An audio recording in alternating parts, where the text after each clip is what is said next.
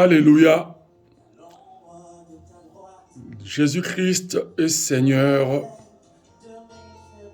et Sauveur de l'humanité. Il est la gloire du Dieu vivant. Il est le mystère de l'identité divine dans l'homme.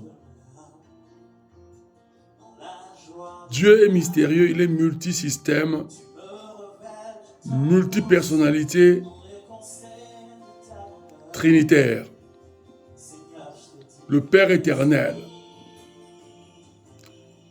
le Fils unique éternel, premier-né de la création,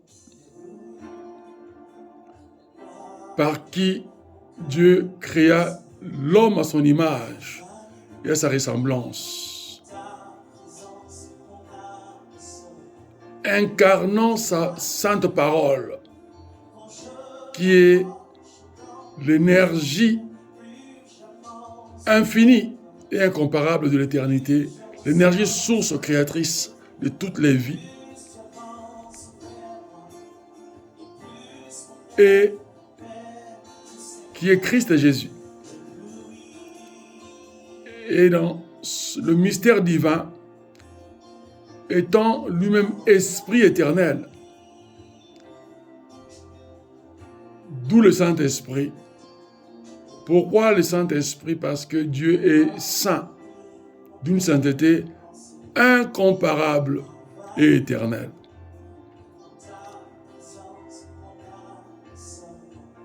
Il a mérité sa divinité et sa justice éternelle, créant des êtres spirituels qui sont des anges, établissant une loi dont lui-même est le premier à la respecter, la loi de l'éternité et de la divinité, irrévocable. Comme il ne peut jamais se renier lui-même, sinon il ne serait plus Dieu. Donc il ne peut jamais être infidèle à lui-même. C'est ainsi que, respectant cette loi d'éternité, qu'il a fait respecter les anges après leur création, et plus tard, après plusieurs millénaires, il créa l'homme pour finir son chef-d'œuvre.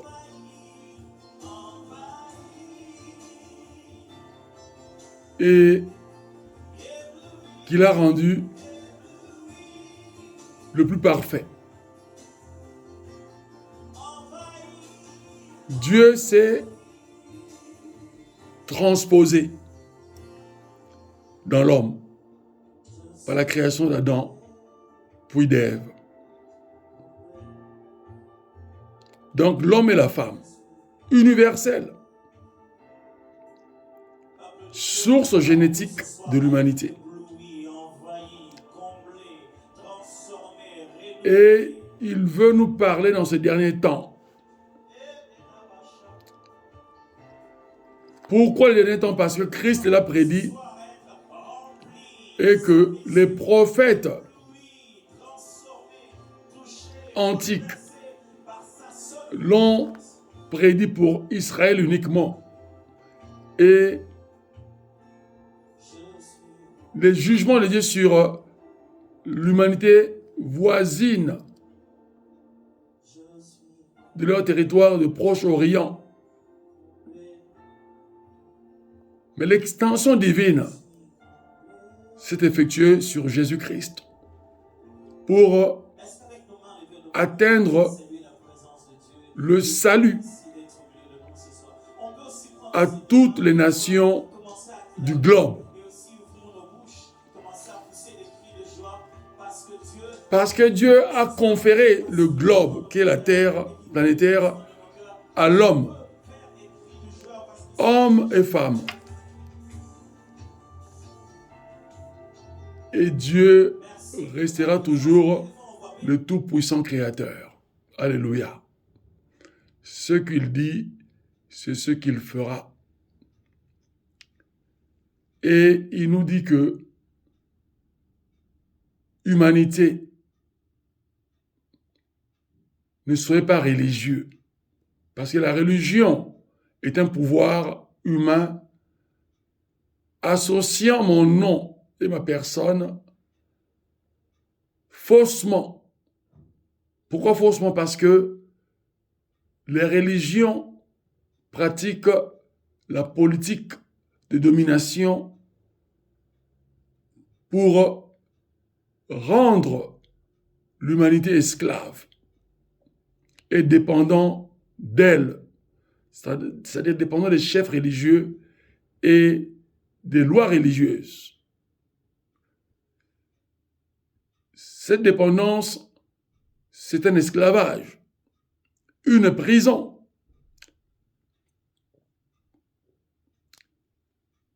Interdisant les hommes de faire le mal et aussi les interdisant de faire le bien. Mais leur disant quoi? Faites-les à peu près. Mélangez le bien du mal.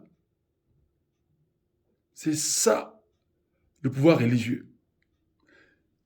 Alors, dans la loi divine, lorsqu'on mélange le bien et le mal, c'est l'échec de l'humanité.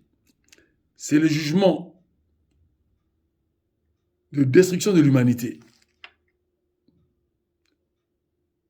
La preuve que les religieux travaillent en forte cohésion avec les politiques des gouvernements du globe.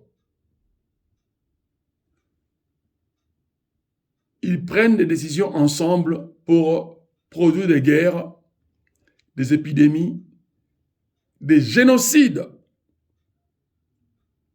qui constituent des exterminations massives des êtres humains par les guerres civiles, les guerres de rébellion, perpétrées par elles, c'est-à-dire ces religions, les chefs religieux et les dirigeants politiques des nations sur cette terre. Parce que c'est servir le diable, diviser pour mieux régner, exterminer pour supplanter, dominer, écraser les peuples sur la terre et régner dans l'injustice. Parce que le diable ne connaît aucune justice, c'est un rebelle et un mercenaire d'éternité. Maudit par Dieu, il est devenu sans pitié. La haine pour lui, c'est l'amour. Il est voué maintenant, doté d'une haine éternelle.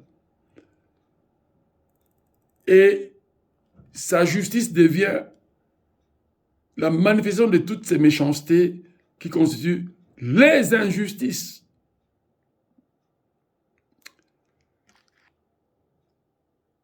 C'est là où entre en action la magie noire dans le satanisme, les pratiques de pouvoir, de ténèbres pour dominer les êtres humains. Par exemple, les discours des politiques, même les intellectuels,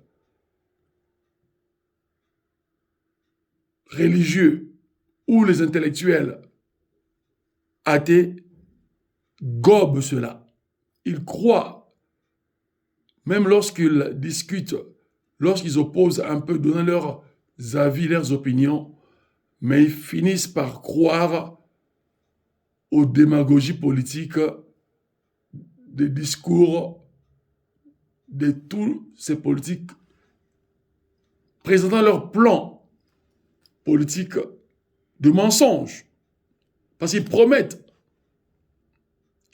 l'Eldorado, ils promettent le paradis sur terre, alors que l'humanité vit l'enfer sur terre. La famine, la pauvreté, mais eux se croupissent dans des grands luxes que la Bible, que Dieu déclare un luxe de pourriture, parce que c'est l'argent du sang humain sacrifié. Et ces sangs-là qui constituent des âmes humaines, dans le séjour des morts, crient vengeance, crient réparation de leurs droits. Et Dieu tranchera, parce qu'il est le juge éternel, le juste juge. Et Dieu rappelle et rappelle à maintes reprises l'humanité à revenir à lui. Que les politiques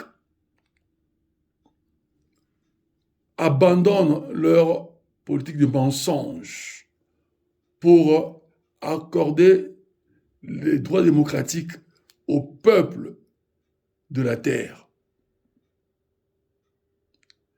Que le peuple de la terre s'accroche à Dieu, s'ouvre à Jésus-Christ pour entrer dans l'héritage éternel d'enfants de Dieu. C'est pour cela que les religions, entre elles, sont dans les oppositions. Mais pour faire le mal, ils s'unissent avec les politiques et entre religieux pour faire le mal contre l'humanité. D'où l'œcuménisme diabolique. C'est-à-dire l'union de toutes les religions, soi-disant porteuses de paix, alors que ça n'est pas le cas. Nous vivons le malheur. Et Christ a dit, c'est pour cela qu'une nation s'élèvera contre une autre. Un royaume contre un autre. Il y aura de la famine partout, etc.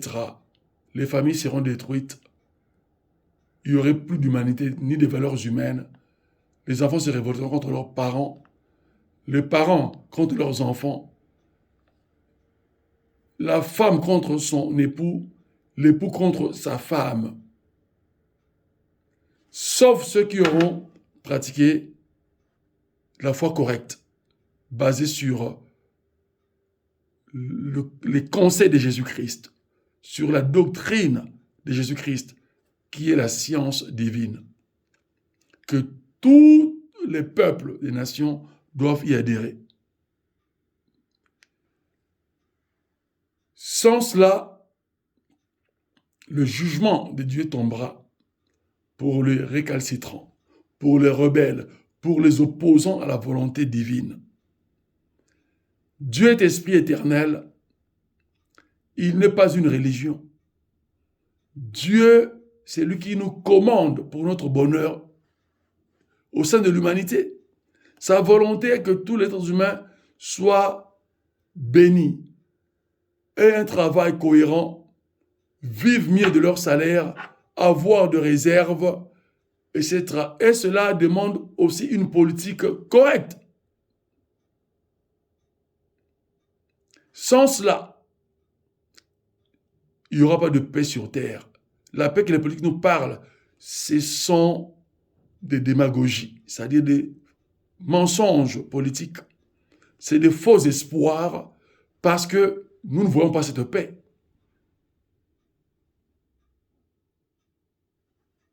Ce sont de paix temporaires préparant des guerres contre les autres nations. Donc la paix qu'ils déclarent que, par exemple, le Français et occidentaux pensent vivre, c'est un règne diabolique pour dominer les restes de l'humanité et les détruire.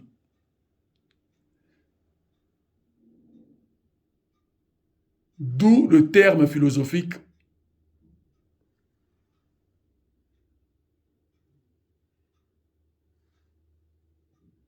pour avoir la paix et assurer la paix, il faut s'armer et préparer les guerres. Alors que ce n'est pas ce que Dieu dit. Christ est venu nous montrer l'exemple comment l'humanité peut être un enfant de Dieu et comment l'humanité peut vivre comme un prince de paix. Pourquoi prince? Parce que fils de Dieu, qui est l'empereur de l'éternité. Fils de Dieu pour vivre une aisance de prince et puis accéder au trône des rois et reines que Dieu te donnera dans l'éternité. Mais sur terre, il peut faire de toi un monarque, comme un chef d'État, comme un ministre, comme un simple ouvrier, mais vivant une vie stable, une vie honorable, de bonne citoyenneté, de respect des valeurs humaines. C'est là où intervient le second commandement, aime ton prochain, dans cet impératif divin, aime ton prochain comme toi-même. Cela veut dire, respecte, honore ton semblable humain, quelle que soit la couleur de sa peau et de sa culture, comme tu t'honores toi-même, comme tu voudras être respecté, sachant que tu te respectes toi-même. Sinon, tu es un fou qui ne te respecte pas pour ne pas respecter les autres. Tu es un fou qui te détruit toi-même pour détruire aussi les autres. Tu es le destructeur de l'humanité. Voilà l'extension de la pensée divine que l'humanité entière, intellectuelle, moyennement intellectuelle ou non intellectuelle, est censée comprendre. Alléluia.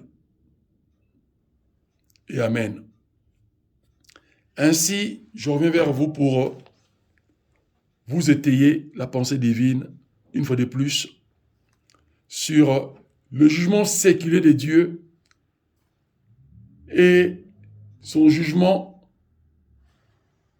dernier, éternel, qui serait le summum des jugements et la finalité.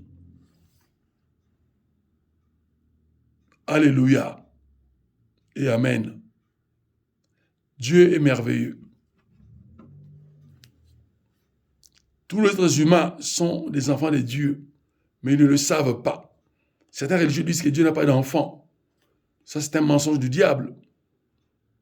Le diable inspire les êtres humains pour s'opposer à la volonté de Dieu.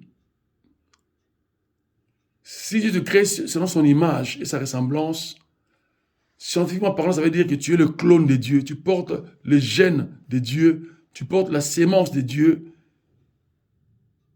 Tu portes l'ADN de Dieu. Donc, tu es un enfant de Dieu. Mais pour que cette enfance rentre en exercice, fonctionne dans ta vie et dans ta destinée, il faut entrer dans le codage divin. Il faut faire confiance en Dieu. Il faut croire en Dieu et reconnaître que Jésus-Christ n'est pas un prophète qui est venu s'aventurer sur terre comme d'autres prophètes. Pourquoi le terme s'aventurer? Parce que les prophètes ont fait aussi des erreurs. Alors ils étaient conduits par l'Esprit de Dieu. Ils n'ont pas tous obéi aux ordres divins. C'est pour ça que Christ est venu dire, tous ceux qui sont venus avant moi, tous ces prophètes prétendants, quoique c'est moi qui les ai envoyés, mais ce sont des bandes de voleurs et de brigands. Pourquoi le terme voleur et brigand? Parce que, pour dire que ce sont des pécheurs. Quelque part, ils se sont corrompus. Ils ont laissé leur émoi parler, leur ergo parler. Ils ont laissé leurs sentiments humains parler au nom de Dieu, à la place du décret divin, à la place de l'ordre des commandements divins. C'est là où la religion a pris naissance. L'être humain donnant ses propres opinions, associant Dieu pour ses propres intérêts de pouvoir et de règne maléfique. Alléluia et Amen. Dieu est merveilleux. Il invite l'être humain à l'amour et à la justice éternelle, pour que l'être humain puisse bénéficier de la vie éternelle. Alléluia. Ainsi,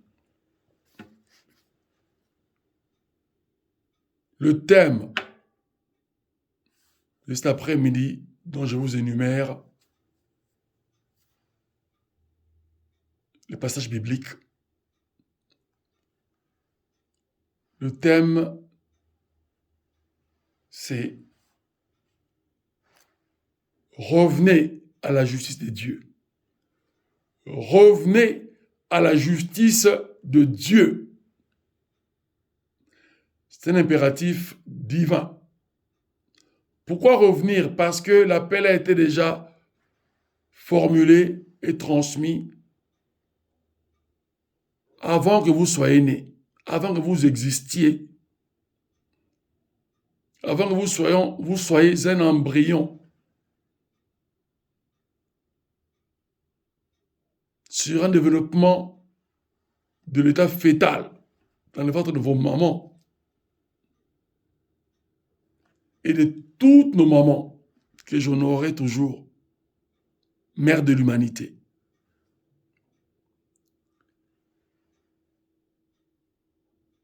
C'est d'être des enfants de Dieu faisant la volonté de Dieu sur terre, faisant de cette terre un monde meilleur. Même si, à cause du péché, la terre ne sera pas parfaite avec l'humanité dont elle porte. L'humanité qui la contient. C'est-à-dire, l'être humain fera de plus en plus du bien à son semblable. Et le mal sera tellement moindre que le mal s'affaiblira. Et cela invitera Dieu aussi rapidement à revenir et prendre l'humanité et la transformer dans sa divinité éternelle, selon ses promesses que nous attendons, nous, enfants de Dieu. Le retour de Jésus-Christ qui s'effectuera en 2 phases. Le premier retour pour prendre l'Église et le second retour pour le dernier jugement après un millénaire de règne avec son Église. Ainsi, Amos, qui était le contemporain d'Osée, mais qui a précédé le prophète Osée, et qui a eu le même ministère prophétique qu'Osée, alors qu'au départ, Amos était un prêtre berger. Puis Dieu lui a doté du ministère prophétique pour être son messager sur Israël antique. Et pour que ce message puisse atteindre le monde entier à titre du témoignage historique de la foi universelle basée uniquement sur Jésus-Christ. Mais les préludes de la foi viennent des anciens prophètes d'Israël. Alors, Amos, nous lirons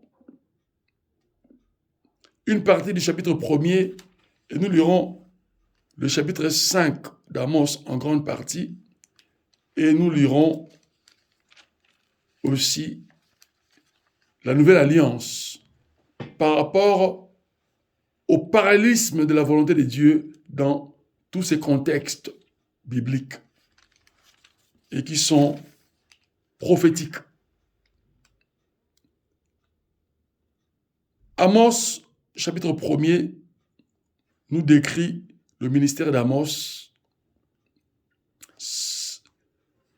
sa biographie, et puis la typologie de son ministère, c'est-à-dire de sa mission en tant que messager de Dieu sur Israël. Parole d'Amos, venant de Dieu. Amen.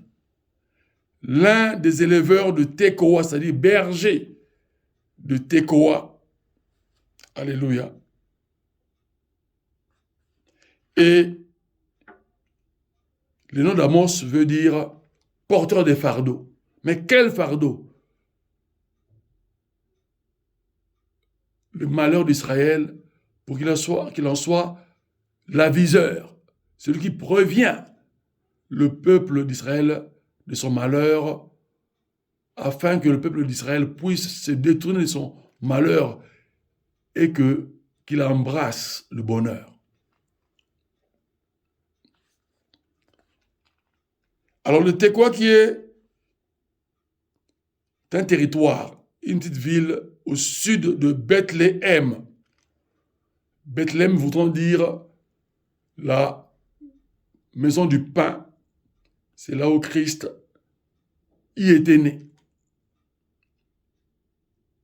Et Amos était de Juda, il était judéen, c'est-à-dire le royaume du sud d'Israël, c'était le Juda. Et Israël était le royaume du nord. Donc Amos, c'est un des prophètes, compté parmi les petits prophètes de Juda, c'est-à-dire du royaume du sud,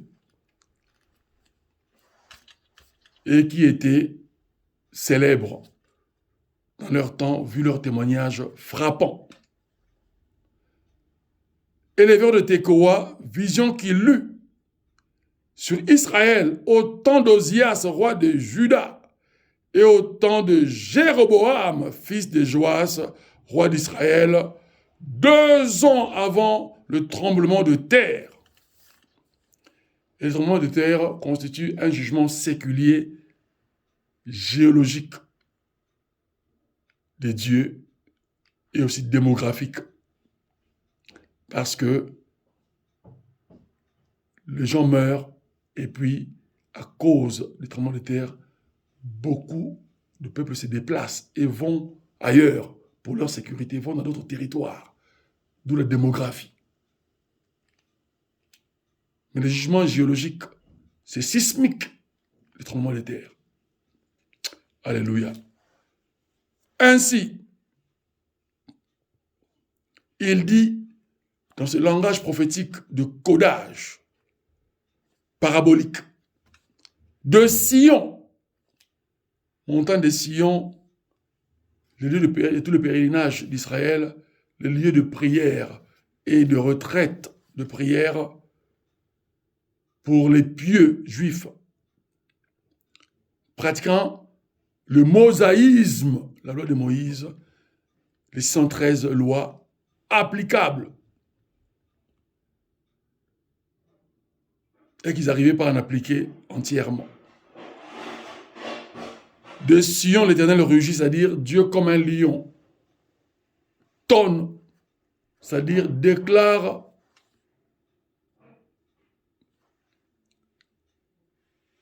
un commandement d'obéissance à son peuple. De Jérusalem, ville sainte, la ville du temple de Salomon. Même avant Salomon, c'était le lieu aussi grandiose de pèlerinage et d'approche de Dieu dans ces temps antiques, en Israël.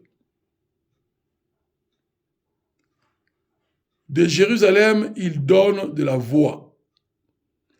Les pâturages de bergers sont dans le deuil et le sommet du Carmel est desséché. Ainsi parle l'Éternel, à cause des 3 crimes de Damas, même de 4, je ne révoque pas mon arrêt. Parce qu'ils ont foulé Galade avec des herses de fer, j'enverrai le feu contre la maison de Hazaël. Hazaël qui fut un empereur de Syrie, syrien, fondateur de la dynastie syrienne antique. Un homme éminent, mais qui était venu envahir Israël à cause de son diamant et de ses richesses énormes. Outre richesses agraires et richesses bovines, etc.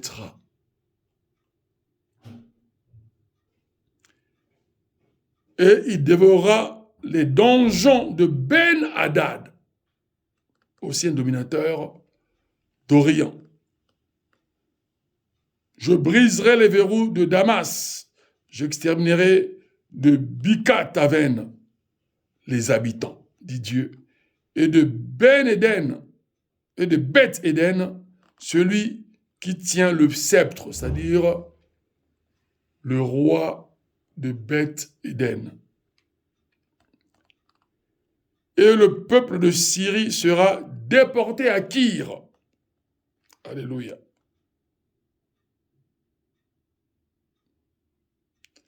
Kyr, un territoire, une ville du nord de Mésopotamie, c'est-à-dire l'ancienne Turquie. Alors, ainsi parle l'Éternel, à cause des 3 crimes de Gaza, même de 4, je ne révoque pas mon arrêt, parce qu'ils ont déporté tout un peuple pour le livrer à Édom. J'enverrai le feu contre la muraille de Gaza, et il en dévorera les donjons. Dieu parle des jugements séculiers. Je retrancherai d'Asdod tout habitant, et d'Ascalon celui qui tient le sceptre. Et le reste des Philistins périra, dit le Seigneur l'Éternel. Ces jugements séculiers, Dieu l'ordonne aussi dans notre temps dit moderne. Quand nous voyons les tremblements de terre, nous voyons des inondations, tous les accidents de la nature. Nous voyons la famine, des guerres, les injustices politico-sociales, les injustices économiques, etc., font partie des jugements séculiers de Dieu. À cause de quoi? Du péché, de la rébellion de l'être humain. En commençant par les politiques eux-mêmes, que Dieu, par sa fidélité, a établi selon leurs capacités intellectuelles, leurs mérites de diplômes universitaires. Mais ils ont signé un pacte avec le diable pour maintenir un pouvoir définitif.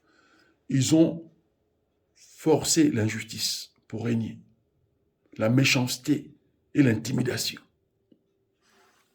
Alors Dieu les ramènera en jugement s'ils ne veulent pas changer de camp, revenir à la justice et à la raison. Dieu lui-même en sera l'exterminateur. Dieu utilisera le même Satan qu'ils sont en train de vénérer pour le détruire. Parce que Satan est un fou d'éternité, un instrument que Dieu utilise pour ses jugements. Donc Satan, ce qu'il fait, il ne fait pas de lui-même. Il est auto-télécommandé par Dieu. Alléluia. Voilà la révélation que l'humanité ignore et que les satanistes en sont aveugles. Ainsi, nous allons lire cette partie d'Amos, chapitre 5e, à partir du verset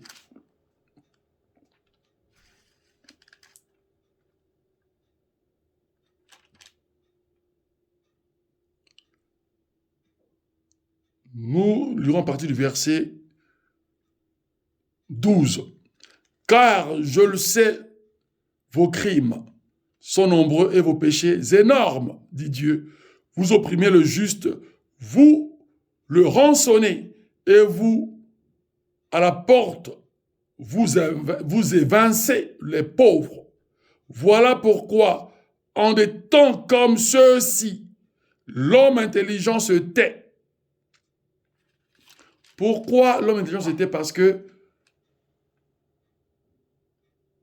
malgré, par exemple, nos pays démocratiques d'où nous sommes résidents, ou les pseudo-démocratiques, le bon penseur, l'homme de paix, on lui boucle la bouche par une dictature visible et réelle. Voilà d'où ils se tait, ou ils se taisent. Donc on les empêche d'éveiller le peuple et d'appeler le peuple à la masse révolutionnaire pour leurs droits démocratiques. Parce que dans le pays de pseudo-démocratie, si ces personnes-là conduisent des foules de peuples pour leurs droits démocratiques, elles sont exterminées par l'armée ou la police, par ordre du chef de l'État ou du chef exécutif, du Premier ministre ou du ministre de l'Intérieur, qui est le chef de la police nationale. Voilà. Donc, et cela se fait partout, même dans les pays démocratiques. Toutes les manifestations ne sont pas acceptées. Cela veut dire quoi? La démocratie n'est pas respectée à 100%. Ni même à moitié. C'est en dessous de la moyenne. L'injustice a plus d'ampleur que la justice divine sur cette terre des vivants, des hommes.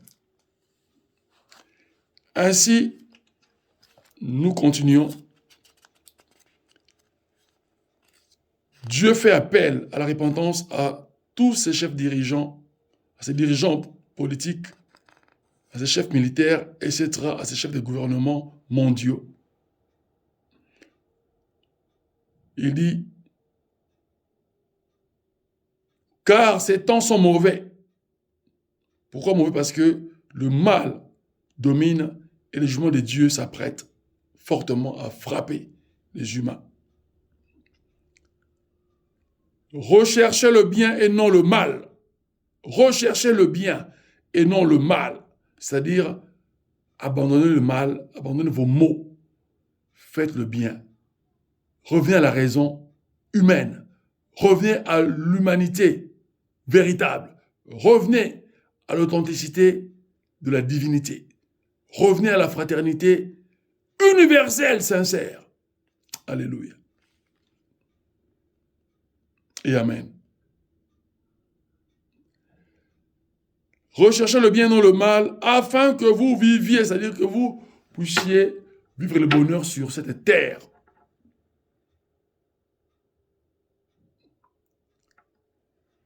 Et il ajoute, haïssez le mal, le verset 15e, aimez le bien, faites régner à la porte le droit, c'est-à-dire le droit démocratique, le droit du peuple. C'est le pouvoir divin que Dieu accorde à chaque peuple de ce monde. Le droit de vivre librement et dans le bonheur, ne manquant de rien. Alléluia. Ainsi, nous allons lire la dernière partie sur la Nouvelle Alliance. Hébreux, chapitre 12, verset 14e. Et c'est là où Dieu nous parle encore il dit recherchez la paix avec tous, c'est-à-dire tous les êtres humains. Rechercher la paix, c'est-à-dire développer les sentiments de paix et vivre ces sentiments de paix entre nations, entre peuples. C'est ça la meilleure diplomatie. C'est ça les meilleures relations politiques et économiques, de même que sociales, entre pays et entre peuples au sein du globe. La meilleure démocratie.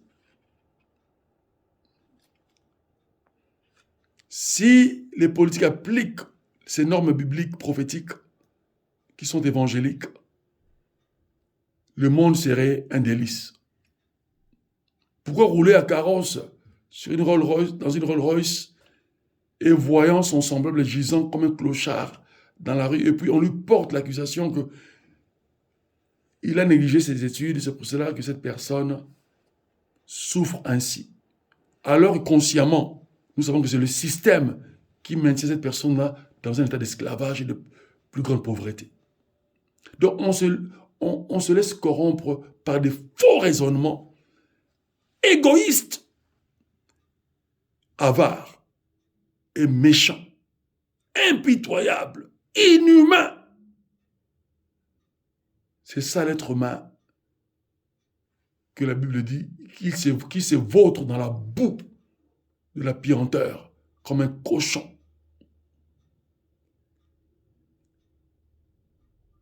C'est-à-dire, les hommes préfèrent la grâce de leurs âmes que d'en vivre la pureté. C'est malheureux. Mais Dieu appelle à chacun à la conscience humaine et à la conscience divine de vivre le bonheur sur terre, ensemble, de partager nos richesses. Verset, il dit la suite au couple B de ce 14e verset du chapitre 12 des Hébreux.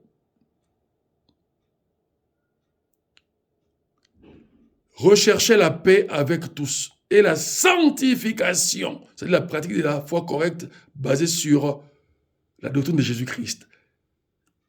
Donc, vivre la sainteté, donc les normes divines. La sanctification sans laquelle personne ne verra le Seigneur au jour de sa proclamation de gloire éternelle. Veillez à ce que personne ne se prive de la grâce de Dieu. La grâce de Dieu, c'est tous ces pouvoirs démocratiques et le partage des richesses que Dieu ordonne à toutes les nations et aux gouvernements mondiaux pour s'occuper de leur peuple. Veut à ce que personne ne se prive de la grâce de Dieu, à ce qu'aucune racine d'amertume, c'est-à-dire d'injustice et de méchanceté, ne produise des rejetons et ne cause du trouble, et que plusieurs n'en soient infectés. L'amertume, c'est l'infection. Ça produit le trouble. Les troubles, les oppositions, les mésententes entre êtres humains, c'est ça qui crée les guerres.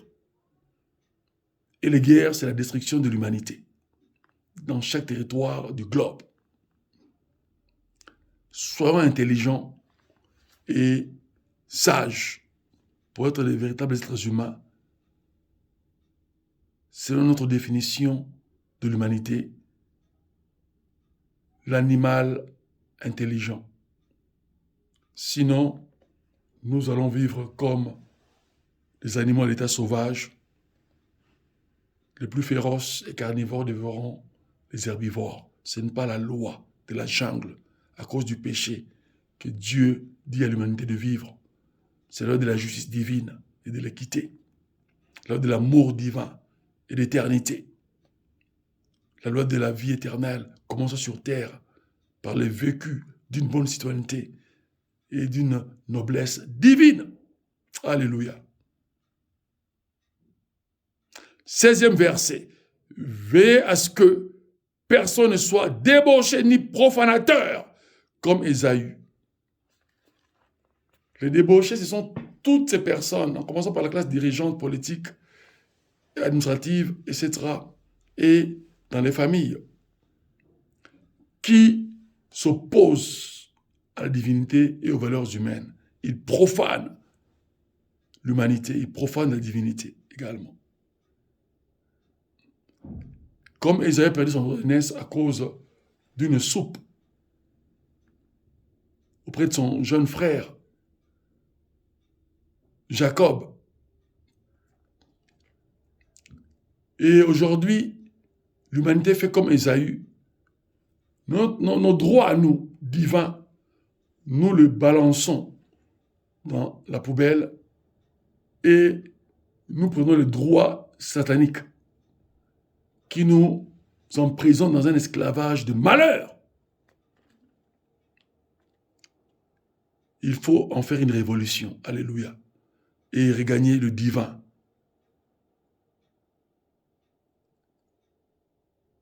Ésaü qui, pour un seul plat de la soupe, vendit son droit d'aînesse. Le système de vendre là, c'est-à-dire, c'est une alliance. Tu me donnes ta soupe savoureuse et moi je te donne mes droits de pouvoir et de liberté. Donc, l'acceptation de l'esclavage, de la dépendance du mal, de l'addiction du mal. Alléluia.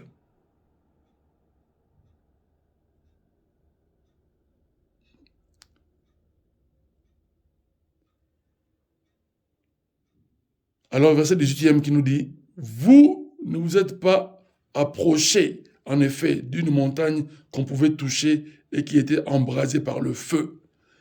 Dieu, ici dans la Nouvelle Alliance, fait la différence entre le judaïsme mosaïque et la chrétienté sur l'enfance et l'héritage divin, sur la nouvelle alliance avec Dieu qui est celle de l'éternité. Il dit,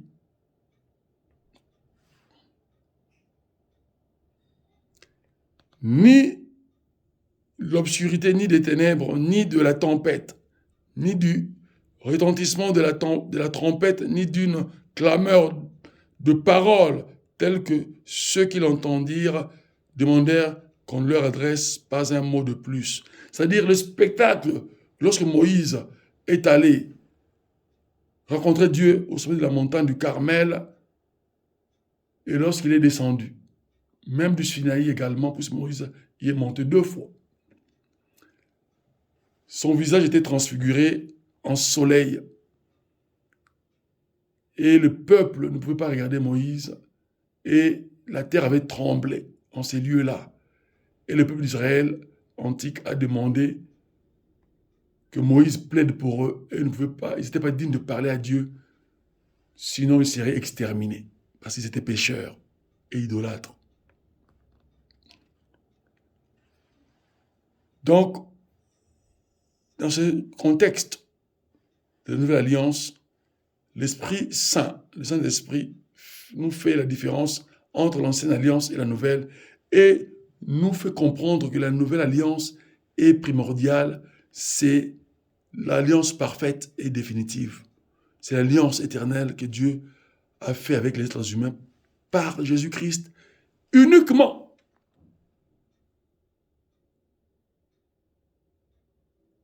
Et il dit, et le spectacle était si terrifiant que Moïse dit, je suis épouvanté, c'est-à-dire, je peur et tout tremblant.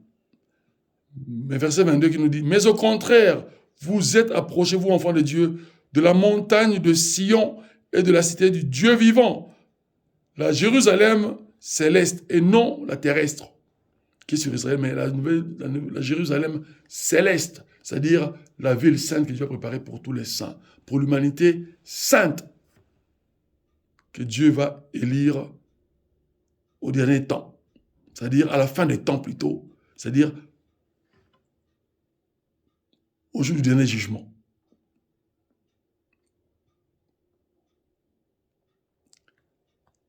il dit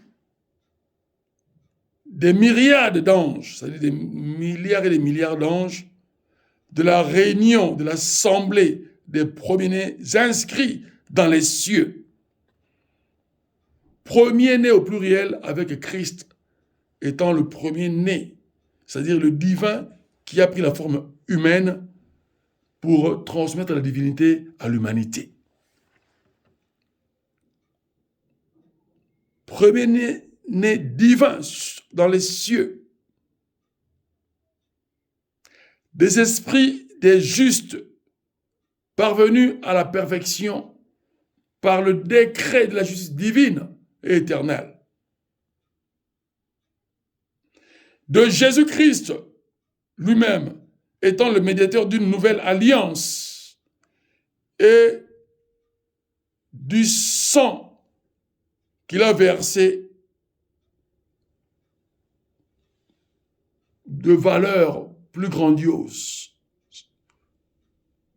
spirituelle et éternelle par rapport au sacrifice, au martyre du sang d'Abel qui était répandu par le meurtre, qui était le premier de l'humanité, de son frère Caïn.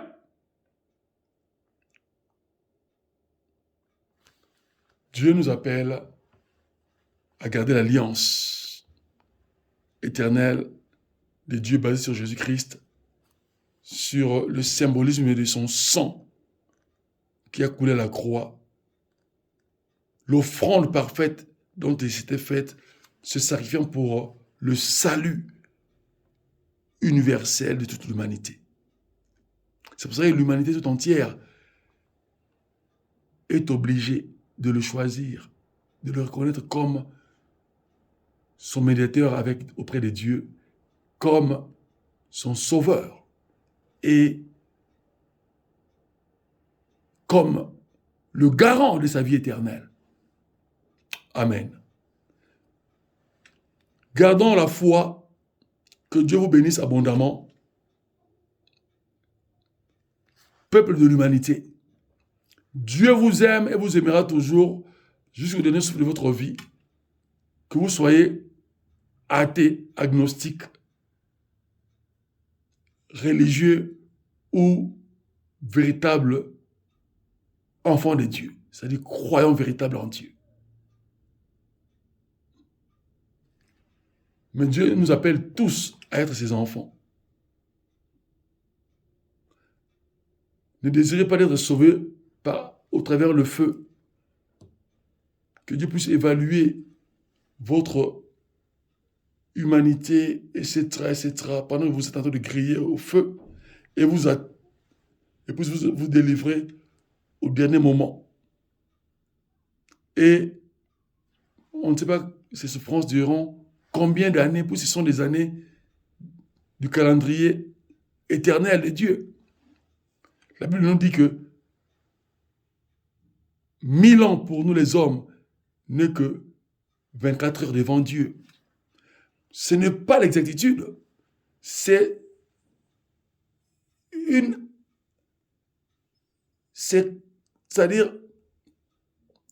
approximatif. C'est un raisonnement humain, prophétique, pour situer l'être humain à peu près de la grandeur de Dieu. Mais Dieu qui est infini, quand Dieu parle du jugement éternel, quand Dieu parle des souffrances éternelles en enfer, cela veut dire que c'est sans limite.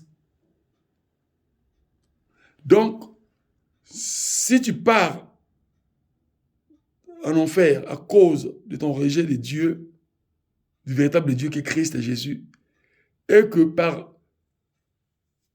la pratique de ta religion et surtout ton humanité, parce que la religion ne comptera jamais parce que c'est contre la volonté de Dieu, c'est l'injustice, c'est le mensonge, c'est le faux semblant.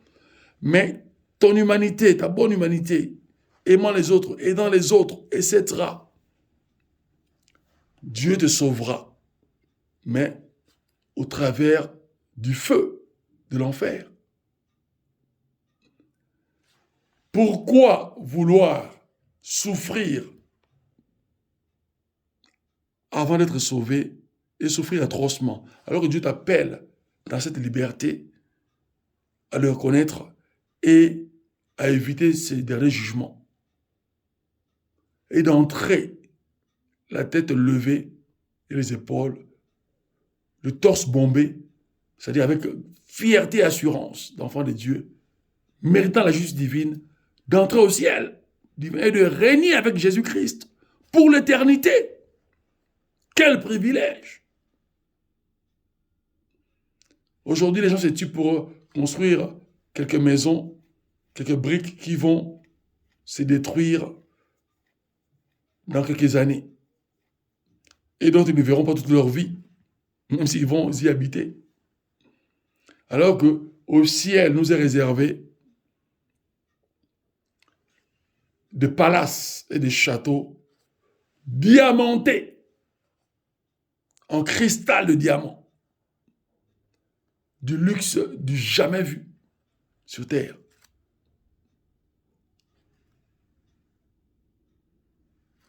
La richesse appartient à Dieu. Alléluia. La plus grande et la richesse infinie. La richesse éternelle lui appartient. Il est le Créateur.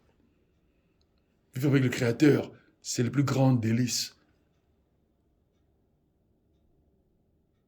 C'est le plus grand délice. Le plus grand délice qu'on ne peut pas avoir sur cette terre. Mais sur la terre, il nous appelle à vivre dans de belles maisons, dans de beaux appartements. Chacun selon la part que Dieu lui a accordée comme bénédiction terrestre, mais qui est temporaire. Alléluia. Que Dieu vous bénisse abondamment. J'en fais la prière. Seigneur, bénis l'humanité entière. Touche ton humanité.